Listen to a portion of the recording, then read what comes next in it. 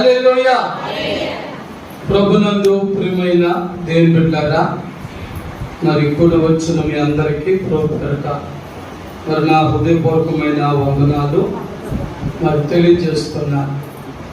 దేవుని మహాకృపా కరుణా కటాక్షముల చేత గతించిన నెలంతా కాపాడబడి మరలా మరొక నెలలో మరి రీతిగా దేవుని ఆరాధించుకుని మరి గొప్ప సమయం మరి ఏప్రిల్ 1 ఆదివారం ఆయన సముఖంలో చేరి ఆయన నామాన్ని మహిమపరచడానికి ప్రవహించిన మరి గొప్ప సమయాన్ని బట్టి పిల్లరా మరి కృపా వార్త వర్తమానం 10 నిమిషాలు మనం ధ్యానం చేద్దాం.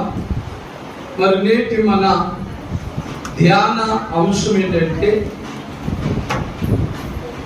కపాల స్థలం అనబడిన స్థలం లేదా కపాలం అనబడిన స్థలం అనేటువంటి అంశం మీద కొద్ది నిమిషాలు దేవుని యొక్క వాక్యాన్ని ధ్యానం చేసుకుందాం. మరి నేటి మన ధ్యాన వాక్యం వచ్చి మరి లూకా సువార్త 23వ అధ్యాయము 33వ వచనాన్ని కొద్ది నిమిషాలు మనం ధ్యానం చేద్దాం. వారు కపాలమనబడిన స్థలమునకు వచ్చినప్పుడు అక్కడ కుడివైపున ఒకనిని ఎడమ వైపున ఒకనిని ఆ నేరస్తులను ఆయనతో కూడా సిలువ వేసి. దేవుని స్తోత్రం. ప్రియులారా, నేటి మన ధ్యానాంశం ఏమనుకున్నా కపాలమనబడిన స్థలం. ఈ మాట మనకు లూకా సువార్త 23వ అధ్యాయం 33వ వచనం మొదటి లైన్లోనే చూస్తాం. మరి కపాలమనబడిన స్థలం అక్కడ ఏం జరిగింది? యేసు ప్రభు వారిని ఆయనకు కుడి వైపున ఒకనిని ఎడమ వైపున ఒకనిని సిలువ వేశారు. అది అక్కడ జరిగినటువంటి చరిత్ర. మరి ఇప్పుడు మనము ధ్యానము చేసేటువంటి మాట ఏంటంటే కపాలమనబడిన స్థలము యొక్క ప్రత్యేకత. దేవుని స్తోత్రం. అది ఎందుచేతనంటే కపాలమనబడిన స్థలం లేక కపాల స్థలం ఆ పేరు ఎందుకు వచ్చింది, ఎలా వచ్చింది అంటే పిల్లరా, కపాలం అంటే చెప్పండి పుర్రె, మన తల ఉంటుంది కదా పుర్రె. మరి శాస్త్రజ్ఞులు లేక మరి పూర్వ చరిత్రలు చెబుతున్న మాట ఏంటంటే ఆ యొక్క కపాలమనబడిన స్థలం అని పేరు రావడానికి గల కారణం ఆ స్థలం లేక ఆ ఎత్తైన కొండ కపాలాకారంలో ఉంటుందట. ఒక పుర్రెను పోలిన ఆకారంలో ఎత్తైన స్థలం. దానికి ఇతర పేర్లు కూడా ఉన్నాయి. ఒకటి ఏంటంటే గొల్గొతా అనే పేరు ఉంది, మరొకటి కల్వరి అనేటువంటి పేరు కూడా ఉన్నాయి. కాబట్టి పిల్లరా, ఈ కపాల స్థలము యొక్క ప్రత్యేకత చాలా ఉన్నాయి బైబిల్లో. కానీ మనకున్న ఈ కొద్దిపాటి సమయం బట్టి కూడా మీకు 3 మాటలు చెప్తాను. ఆ 3 మాటలను బట్టి మనము కూడా దేవుని వాక్యాన్ని మన ఆత్మీయ జీవితానికి అన్వయించుకుని మనము కూడా ఈ నెలంతా ఆశీర్వాదకరముగా దీవునికరముగా మనము కూడా ఉందాం పిల్లరా. మరి ఇందులో మొదటి మాట చదువుదాం. మొదటి మరి ప్రత్యేకత ఏంటో చూద్దాం పిల్లరా. మత్తయి సువార్త 27వ అధ్యాయము 38వ వచనం చదువుదాం. మరియు కుడి వైపున ఒకడును ఎడమ వైపున ఒకడును ఇద్దరు బందిపోటు దొంగలు ఆయనతో కూడా సిలువ వేయబడి. చాలా దేవుని స్తోత్రం. ప్రియులారా, మరి యేసు ప్రభువారికి ఇరువైపున కూడా ఇద్దరు మనుషులను మరి సిలువ వేశారని చూసాం. అలాగే మార్కు సువార్త కూడా చదువుదాం 15వ అధ్యాయము 27వ వచనం చదువుదాం. మార్కు సువార్త 15. మరియు కుడివైపున ఒకరిని ఎడమ వైపున ఒకరిని ఇద్దరు బందిపోటు దొంగలను అది ఆయనతో కూడా సిలువేసి. కాబట్టి ఇక్కడ ఆ ఇద్దరిలో కూడా ఒకరు ఏమంటున్నారు, ఒక ఆయన అంటాడు కదా, నువ్వు దైవ కుమారుడు అంటున్నావు కదా, నిన్ను నీవు రక్షించుకుని మమ్మల్ని కూడా రక్షించమంటాడు.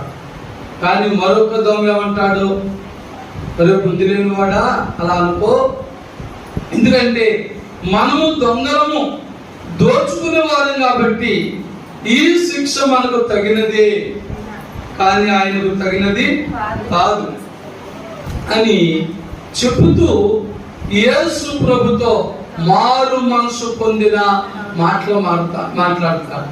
తండ్రి, నీ రాజ్యంలో వచ్చినప్పుడు నువ్వు నన్ను కూడా ఒకసారి జ్ఞాపకం చేసుకొని చెప్తాను అనగా, మరి ఆ రెండో దొంగ మరి శిలువ మీదే ఏం పొందాడు? మారు మనసు పొందాడు. ఏం పొందాడండి? మారు మనసు పొందాడు. కాబట్టి మరి నేను ఇక్కడ ఏం చెప్తానంటే, దొంగ మారిన స్థలం, ఈ కపాల స్థలంలో ఉన్న మరి ప్రత్యేకతలలో ఒక ప్రత్యేకత ఏంటంటే దొంగ మారిన స్థలం. మరి యేసు ప్రభుతో పాటు శిలువ వేయబడిన దొంగల్లో ఒక ఆయన ఎక్కడ మారాడు? భూలోకంలో ఉన్నంత కాలం. శిలువ వేయక ముందు ఏమైనా మారాడా? శిలువ వేయబడిన తర్వాత ఆయన మారాడు. అందుచేతే ఆ కపాలం అనబడే స్థలంలో ఉన్న మొదటి ప్రత్యేకత ఏంటంటే దొంగ మారిన స్థలం.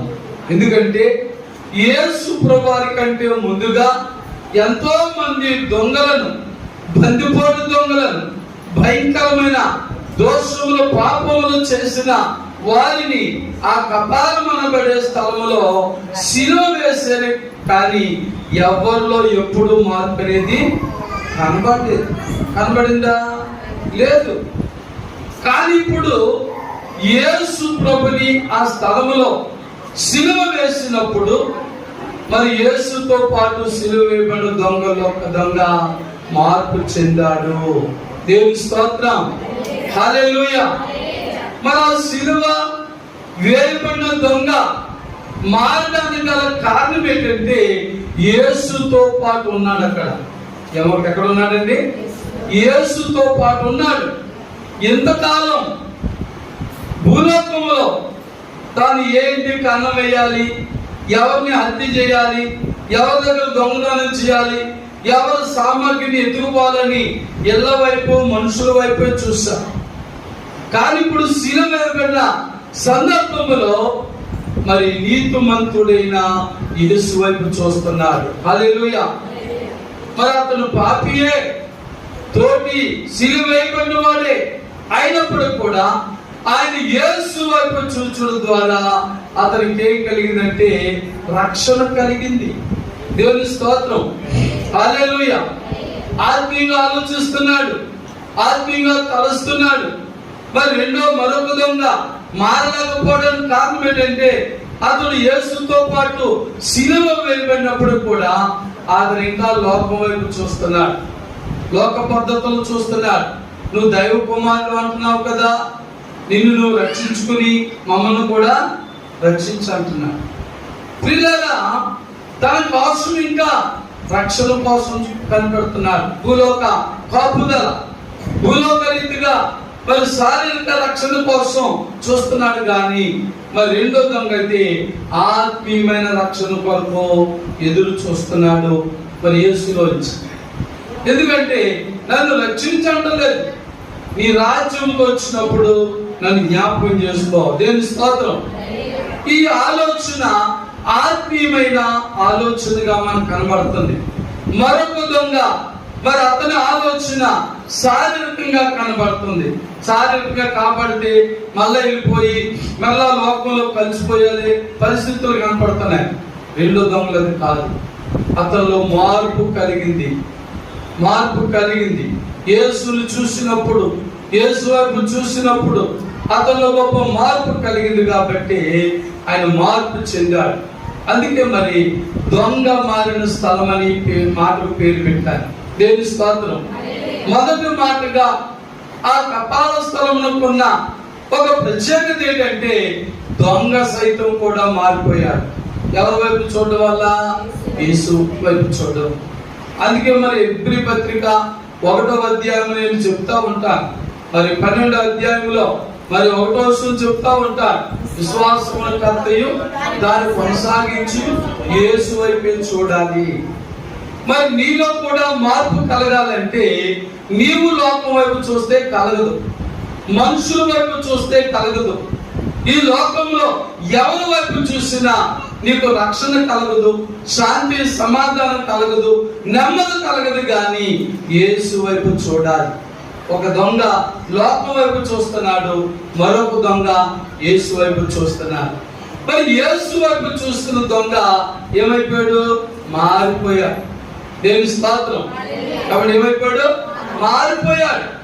కాబట్టి పిల్లరా, నీ బ్రతుకు మారాలన్నా, నీ భవిష్యత్తు మారాలన్నా, నీ యొక్క స్థితిగతులు మారాలన్నా, మరి నీవైనా నేనైనా ఈ కృపావర్త వర్తమానం వింటున్నా ఎవరైనా సరే యేసు వైపు మాత్రమే చూడాలి. దేవుని స్తోత్రం. అతడు దొంగే కానీ యేసు వైపు చూసినప్పుడు అతని మనసు మారిపోయింది, ఆలోచనలు మారిపోయి, తలంపులు మారిపోయి, అతని ఉద్దేశాలు మారిపోయి, చివరికి అతని కోరికలు కూడా మారిపోయి. దేవుని స్తోత్రం.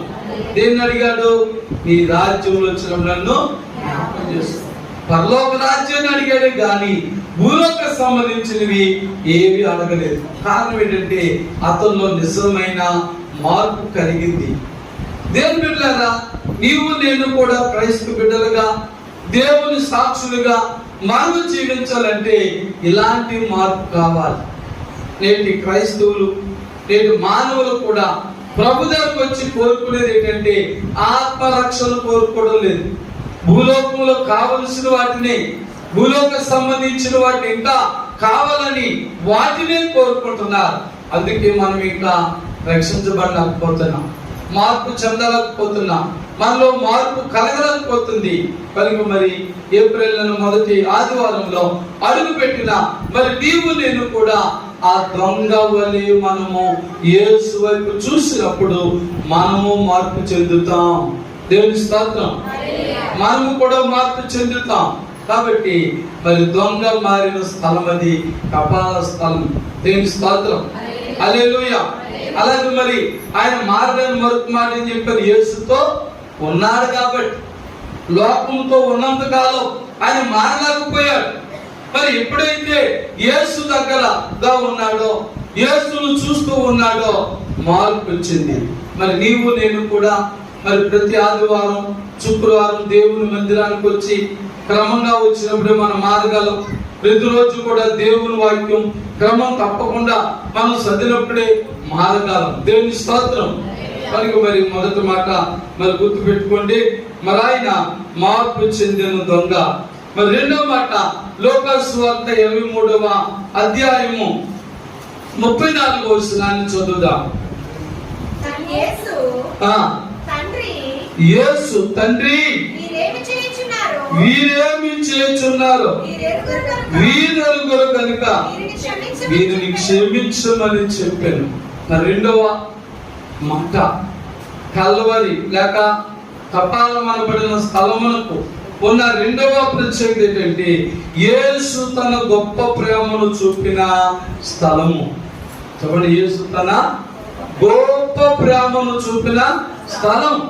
ఎందుచేత ఎన్నో శ్రమల్లో, బాధల్లో ఉన్నాడు, రక్తం కారిపోతుంది. అలాంటి సమయంలో ఒక విలువైన మాట మాట్లాడాడు. తండ్రి మీరేమి చేస్తున్నారో మీరెరుగురు కనుక వీరిని క్షమించమని చెప్తున్నారు. గొప్ప మాట.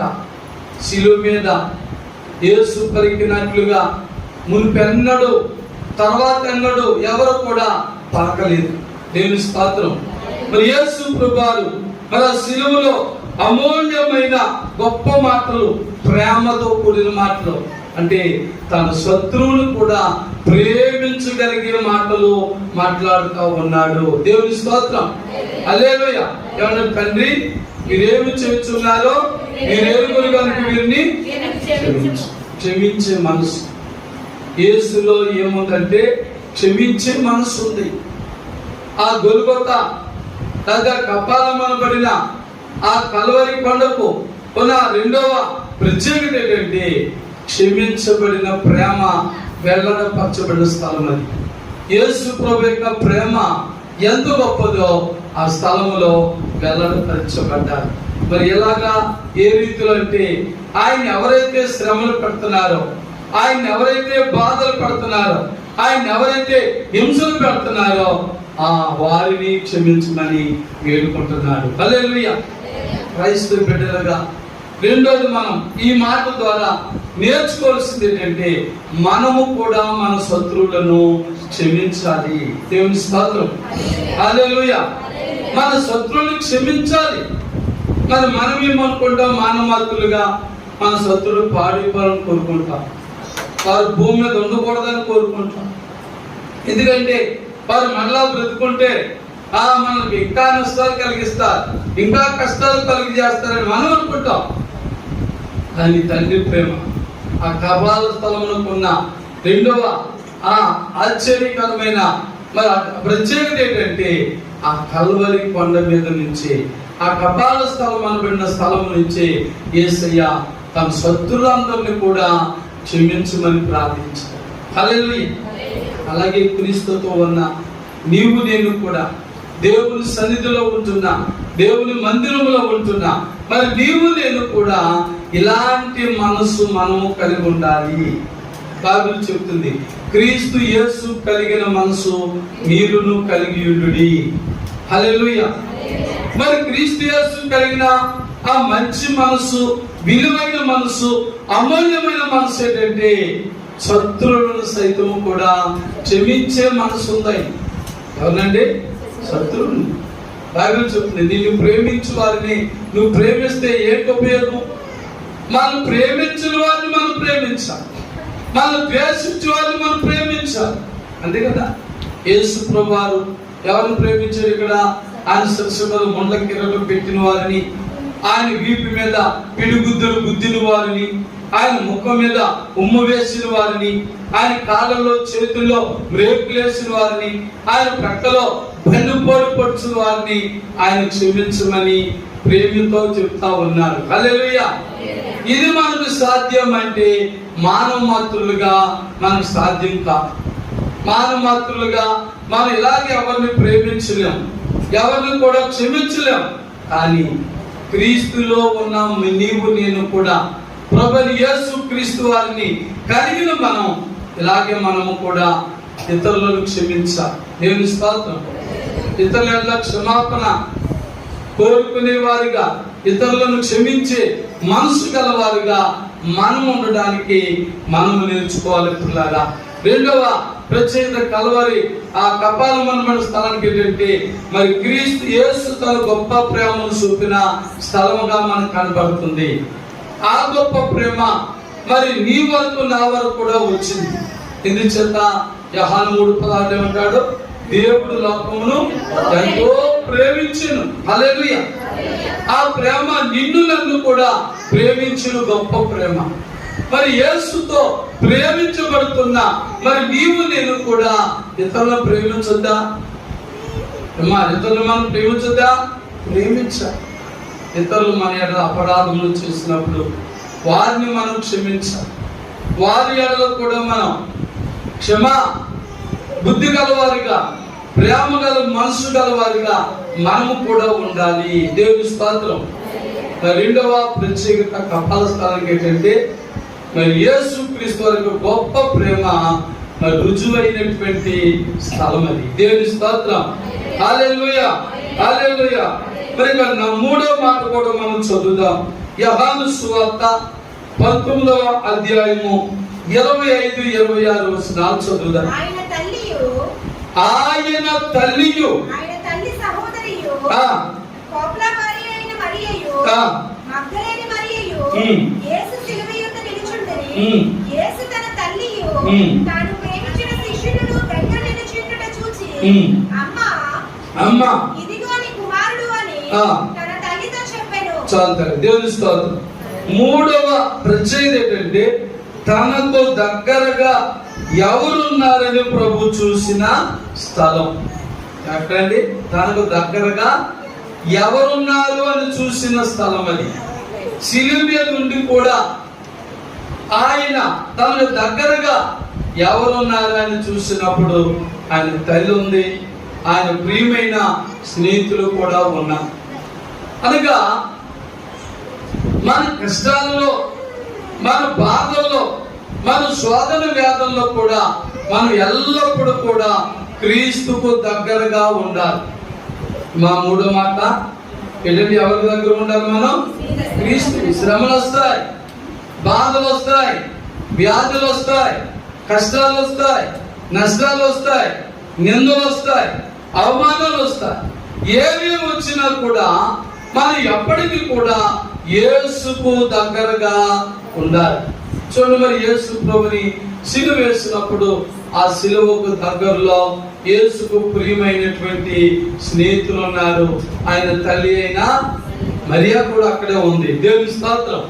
ఇష్టడైనా నా శ్రమలలో, నా బాధల్లో నాకు దగ్గరగా ఎవరున్నారు? కష్టాల్లో, సుఖాలు అందరూ ఉంటారు. సుఖంగా, సంతోషంగా, ఆనందంగా ఉంటే బెల్లం చుట్టూ సేవ చేరినట్లుగా బంధువులు, మిత్రులు, స్నేహితులు, శ్రేయభిలాషులు అందరూ చేస్తారు. కానీ కష్టాల్లో ఎవరు మనకు దగ్గర ఉంటున్నారు?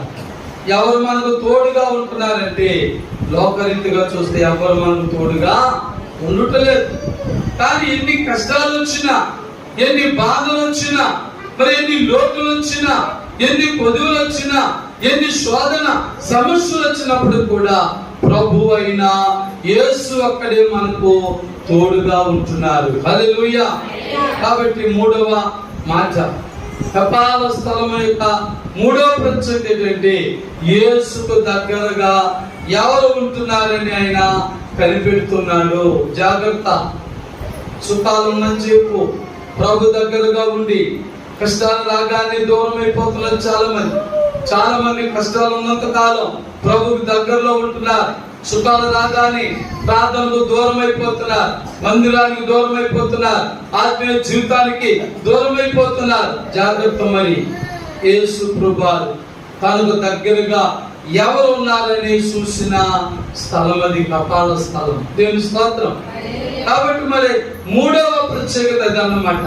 తనకు దగ్గరగా ఎవరున్నారని చూసినప్పుడు 12 మంది శిష్యులు లేరు, కానీ కొంతమంది మాత్రమే ఉన్నారు. కొంతమంది దూరం అయిపోయారు. కనుక దేవుని బిడ్డలారా, ఆయన నిన్ను నన్ను కూడా చూస్తున్నాడు.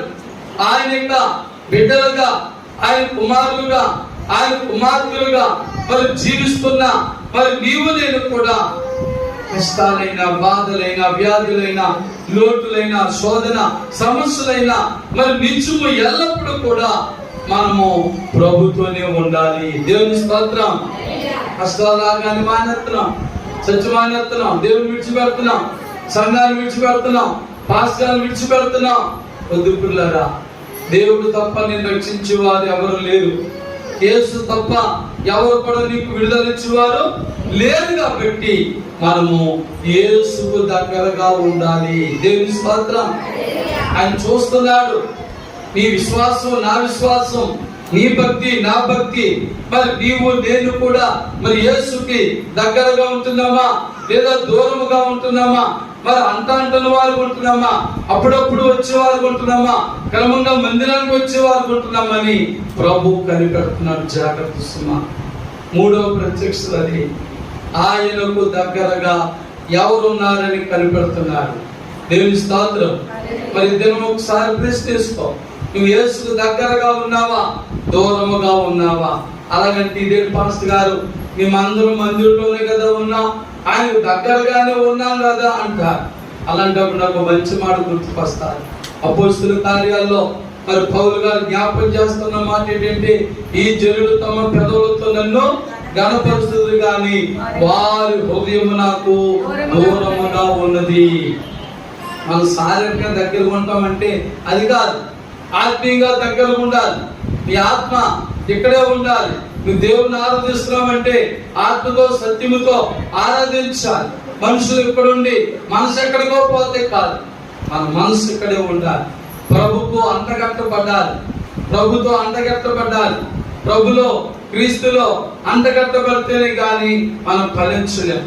ఎదిగిన సువార్త 15 అధ్యాయంలో మరి ద్రాక్ష వల్లి గురించి అంటాడు. మరి ద్రాక్ష తీగ ద్రాక్ష వల్లిలో మరి అంటుకట్టబడితేనే గాని ఎలా ఫలించదో అలాగే మీరు కూడా నాతో ఉంటేనే గాని, నాతో అంటగట్టబడితేనే గాని మీరు ఫలించరని ప్రభు చెప్తున్నాడు. దేవుని స్తోత్రం. అనగా ప్రభుకి ఎప్పుడు మనము దగ్గరగా ఉండాలి. చెప్పండి, మన ప్రభుకి ఎప్పుడు దగ్గరగా ఉండాలి.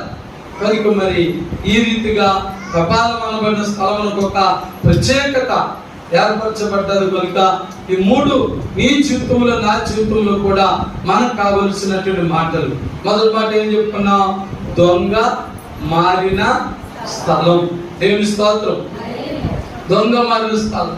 అలాగే నీవు నేను కూడా మరి క్రమంగా మందిరానికి వస్తే మనం కూడా మారిపోతాం. దేవుని స్తోత్రం. మరి రెండో మాట ఏంటండి? అమ్మా, తన గొప్ప ప్రేమను కనపరిచిన లేక చూపించిన స్థలం అది. దేవుని స్తోత్రం. మరి నేమనుకుంటాం? నన్ను ప్రేమించేవారు లేరు, నన్ను గౌరవించేవారు లేరు, నన్ను పట్టించుకునేవారు లేరు అనుకుంటాం. మందిరానికి వస్తే ఈ స్థలములో, దేవుని మందిరం అనే స్థలములో ఆయన ప్రేమను వెల్లడిపరుస్తున్నాడు. ఆయన ప్రేమ నీ ఎడల నా ఎడల కూడా మరి చూపిస్తా ఉన్నాడు.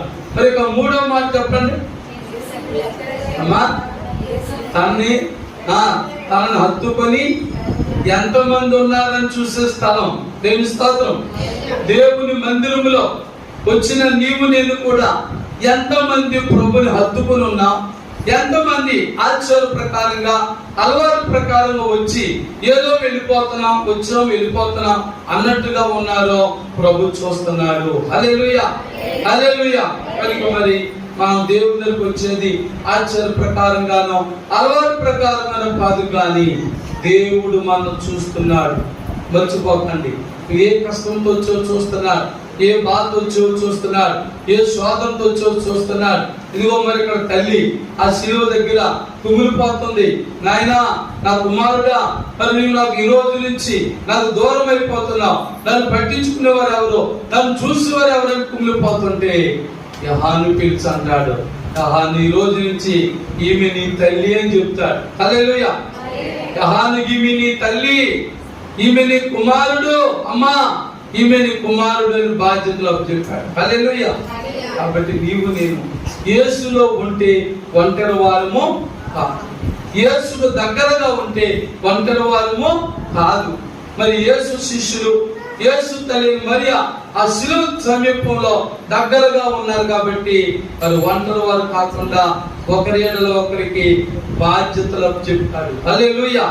కనుక నీవు నేను కూడా వారు దేవుని మందిరానికి వచ్చి ఆయన సందు గడిపితే మనం ఒంటరి వారం కాదు. అప్పుడు ఇంకా నాకు వాళ్ళు లేరు, వీళ్ళు లేరు, నా కష్టాల్లో, బాధల్లో, నా లోటుల్లో, నా కుదుల్లో నాకు సహాయం చేసేవారు ఎవరు లేరని చెప్పం. ఎందుకంటే భూలోకంలో నాన్నవారు ఎవరు లేకపోయినా యేసు మనకు తోడుగా ఉన్నాడు. హల్లెలూయా. యేసు మనకు దగ్గరగా ఉన్నాడు.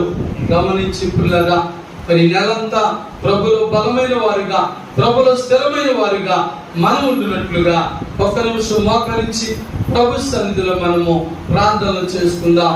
మన విశ్వాస జీవితం ఎలాగుంది, మన భక్తి జీవితం ఎలాగుంది, మనం మారేమంటూ మస్తా కొడుతున్నామా లేక నిజంగా మారేమా ప్రశ్నించుకుందాం. యేసు ప్రభు వెల్లడిపరిచిన ఆ ప్రేమ ఇదిగో మరి నీవు నేను కూడా పొందుకోగలుగుతున్నామా? అలాగే మరి ఆయనకు మనం సమీపంగా ఉన్నామా లేదో చూస్తున్నాడు. కనుక ఆయనకు మనం సమీపంగా ఉండే వారిగా ఉందాం. ప్రార్థన చేసుకుందాం.